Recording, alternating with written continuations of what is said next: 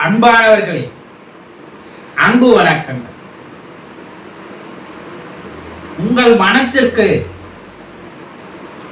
ஒரு மாபெரும் ஈர்ப்பு சக்தி இருக்கிறது என்பது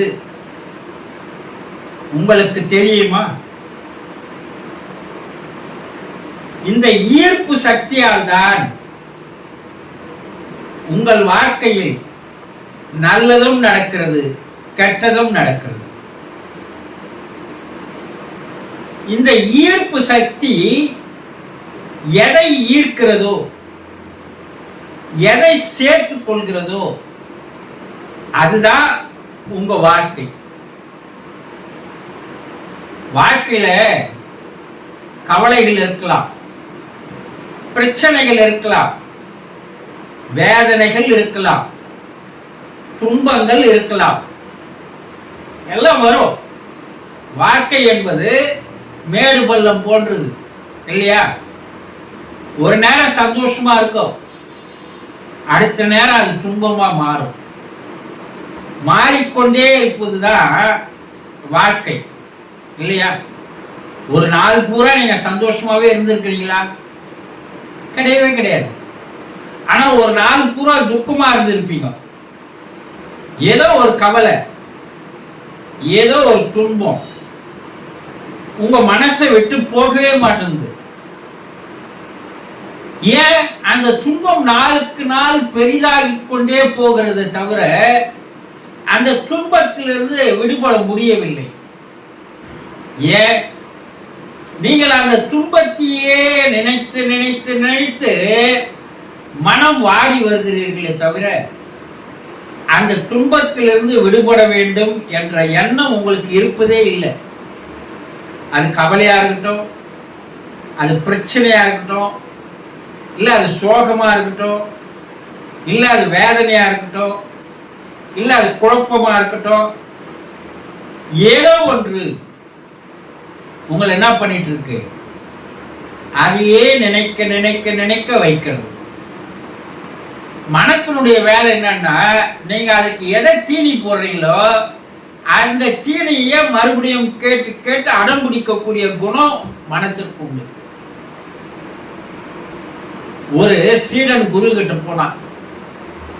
குருவே, எனக்கு தியானம் செய்யணும், தியானம் கற்றுக் கொடுங்க. அந்த குருவும் தியானம் கற்றுக் கொடுத்தார். கற்றுக் கொடுத்துட்டு என்ன சொன்னாரு, அப்பா நீ தியானம் பண்றப்போ குரங்க மட்டும் நினைக்காத தியானம் பண்ணு போட்டார். இவன் உட்கார்ந்து தியானம் பண்ண ஆரம்பிக்கிறான். குரு எதை நினைக்க கூடாது என்று சொன்னாரோ அதைதான் அவன் நினைக்க ஆரம்பிக்கிறான். அவன் கண்ண மூடி இருந்தாலும் அவன் எதிரில் குரங்கு இருக்கிற மாதிரி தெரியுது, அவன் பக்கத்துல குரங்கு இருக்கிற மாதிரி தெரியுது, அவன் பின்னாடி குரங்கு இருக்கிற மாதிரி தெரியுது. அவனால தியானமே பண்ண முடியல. எழுந்து வீட்டு வெளியே வந்தா அங்கங்க இருக்கிற குரங்குகள் அவனுக்கு தெரிய ஆரம்பிக்குது. அவன் என்னடா இது, குரு நம்ம அதை நினைக்க கூடாதுன்னு சொன்னாரு, ஆனா அதே தானே நம்ம நினைப்புக்கு வருது, என்ன பண்றது? நேரா குரு கிட்ட ஓடினா, குருவே என்னை சுத்தி குரங்காவே இருக்கு, நான் பார்க்கறதெல்லாம் குரங்காவே தெரியுது, ஏன் இந்த பிரச்சனை எனக்கு அப்படின்னு கேட்கிறான். குரு சொல்றாரு, ஏன்பா நான் நினைக்க கூடாதுன்னு தானே உனக்கு சொன்னேன், ஆமா நீ ஏன் நினைச்ச கேட்கிறார். அவன் நினைக்க கூடாதுன்னு நினைக்கவதை தான் நம்ம மனசு என்ன பண்ணும்னா நினைக்க வைக்கும்.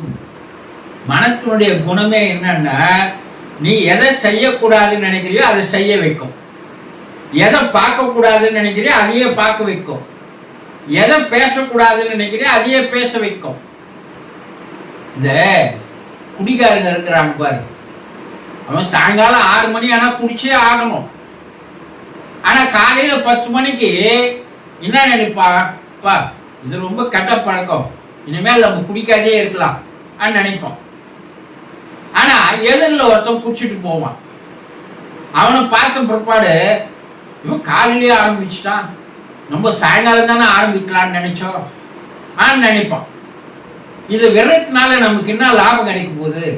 மனம் அதையே நினைக்க ஆரம்பிச்சிருச்சு. அவன் சம்பந்தப்பட்ட குடிகாரங்கள சம்பந்தப்பட்ட ஆட்களையே அவன் பார்க்குற மாதிரி செய்திரும். அப்போ மனம் அதையே ஈர்க்க ஆரம்பித்து விடுகிறது. அதனால அவன் 6 மணி வரைக்கும் கூட தாங்க மாட்டான். 3 மணிக்கெல்லாம் போய் குடிச்சிடுவான். ஏன்னா குடிக்க கூடாது என்று நினைக்கிறான். அப்ப அதை சம்பந்தப்பட்ட விஷயங்கள் அவனை நோக்கி ஈர்க்க ஆரம்பிக்கிறது. மனமானது அதை சிந்திக்க செய்கிறது, அதே என்ன சொல்கிறது, அவன் சம்பந்தப்பட்ட ஆள்களையே பார்க்க சொல்கிறது, அதை பற்றிய பேச்சை கேட்க சொல்கிறது. நீங்க ஒரு கார் வாங்கணும்னு ஆசைப்படுறீங்க, ரைட்டு. நீங்க ரோட்ல இறங்கி போனீங்கன்னா நீங்க எந்த மாதிரி கார் வாங்கணும்னு ஆசைப்பட்டீங்களோ அதே மாடல் கார் ரோட்ல ஓடுறதெல்லாம் பார்க்கலாம். ஆஹா, நான் இந்த மாடல் தானே நினைச்சேன் அப்படின்னு நினைப்பீங்க, அது பார்ப்பீங்க.